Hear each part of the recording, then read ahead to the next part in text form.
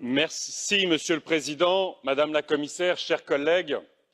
Il y aurait donc les gentils Canadiens avec qui nous allons avoir l'accord le plus beau que l'Europe n'a jamais signé.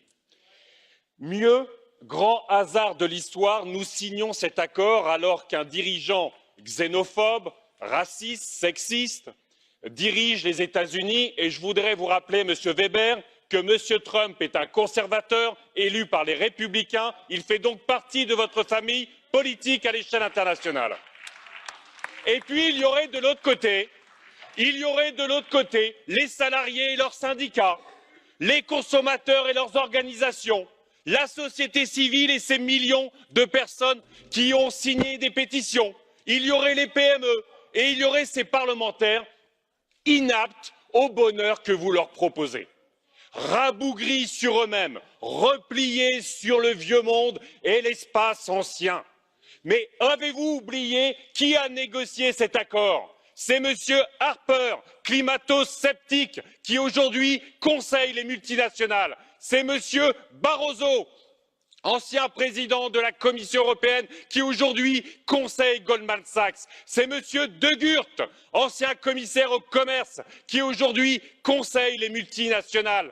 Et l'aboutissement de ce processus de dérégulation, l'aboutissement de ce processus de privatisation de la norme, c'est justement le gouvernement de M. Trump, où ce ne sont pas les commissaires et les anciens premiers ministres qui passent vers les multinationales, ce sont les multinationales qui sont au gouvernement Trump. Nous sommes dans un moment trop précieux, trop rare de notre histoire, pour ne pas regarder qu'est-ce qui justifie, qu'est-ce qui explique les Brexit, qu'est-ce qui explique les Trump? Et c'est la mondialisation que vous construisez qui explique en partie ça.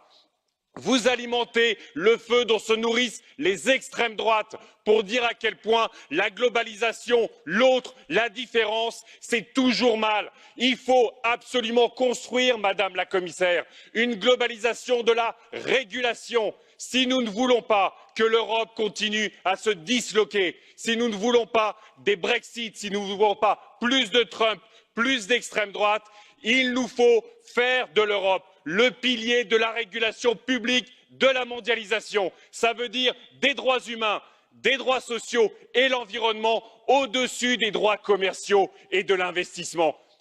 Et le TAFTA, le CETA, c'est exactement l'inverse. Vous nous dites que vous protégez les emplois vous-même. Dans l'audition entre la Commission du commerce international et la Commission de l'emploi, vous avez dit on ne sait pas si ça va créer de l'emploi. Quand la seule étude qui existe, c'est moins de 100 000 emplois en Europe. Vous prétendez défendre le climat avec M. Trudeau. M. Trudeau, il y a 2 jours, il était avec Donald Trump pour remettre en service le projet de pipeline Keystone XL que Barack Obama avait supprimé parce qu'il considérait qu'il était climaticide.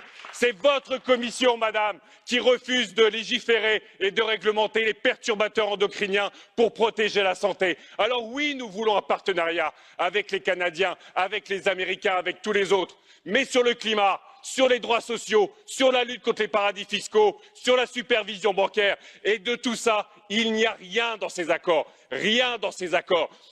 Défendons la démocratie, défendons la souveraineté démocratique, défendons la souveraineté juridique européenne, défendons un grand projet de l'Europe pour contrer une mondialisation de dérégulation, une mondialisation qui concentre les pouvoirs dans les mains de quelques multinationales et de quelques multimilliardaires. Faisons autre chose de l'Europe, sinon elle se disloquera. C'est ce à quoi vous contribuez aujourd'hui.